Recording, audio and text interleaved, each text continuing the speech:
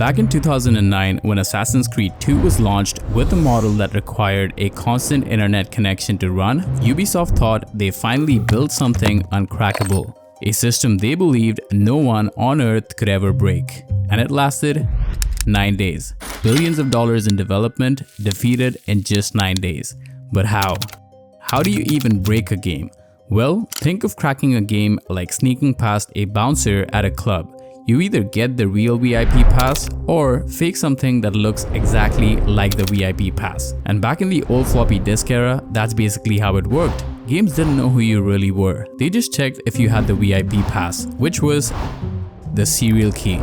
But then came the pirates. They duplicated those keys and blasted them across the internet, letting anyone play the game for free, resulting in millions of dollars of losses for game companies. So the developers came up with a seemingly brilliant idea: game manuals.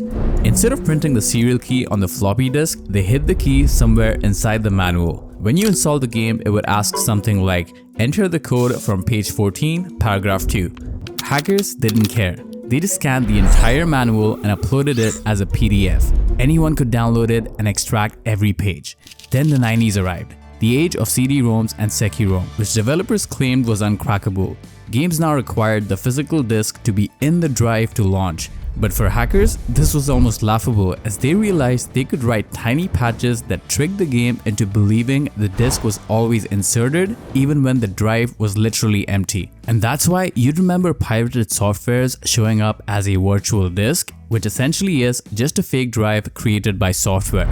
Fast forward to today and things are very different. Now we've got monsters like Denuvo and DRM. DRM, or Digital Rights Management, basically acts like a bouncer outside a nightclub, constantly checking if you're legit. It keeps pinging the server over and over to verify your ownership. But unlike a normal bouncer who checks you once, DRM is the kind that stands over your head all night, checking you again and again. Still, DRMs get cracked too. So how? It all starts with obtaining the original unmodified game files. Yes, hackers usually buy the game, they download all the files locally because they need the untouched .exe file. Their first job? Understand the file structure. Experienced crackers can instantly tell if a game is protected by standard DRM or by Denuvo just by looking at its binary structure. Then they bring out the heavy tools. The first one, OllyDbg.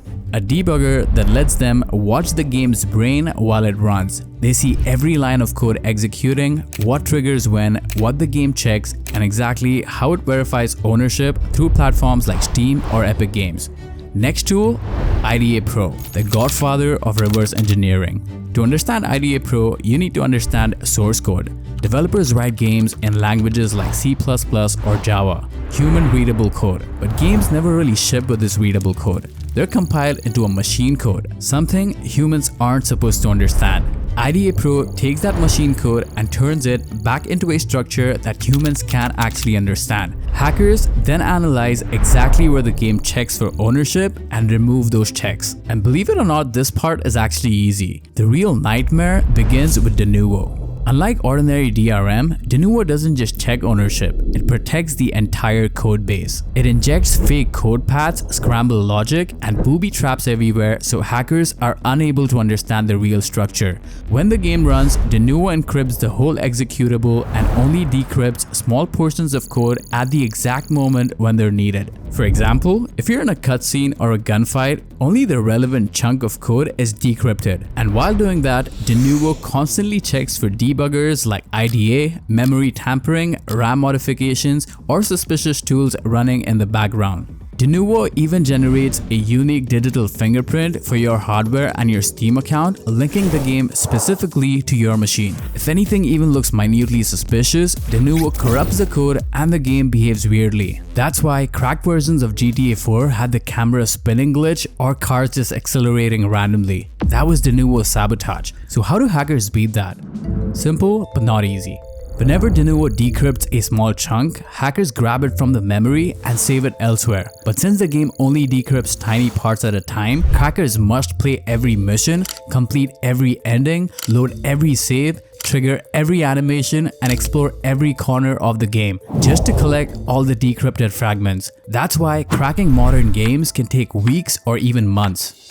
Once they have all the memory dumps, they use IDA Pro again to clean the code, removing Denuvo's fake paths, junk functions, and traps. But this part is brutal because even if one fake line is left behind, the game might crash, freeze, or behave unpredictably. And these hacker groups operate like full-blown studios. They've got programmers, reverse engineers, testers, packagers. It's an entire pipeline. And for them, the only thing that matters is being first. Whenever a new Denuvo protected game launches, a race begins. Which group will crack it first? But here's the twist. Many of these skilled crackers eventually get hired by big studios because they understand the system better than anyone else. Sometimes even better than the companies that built it.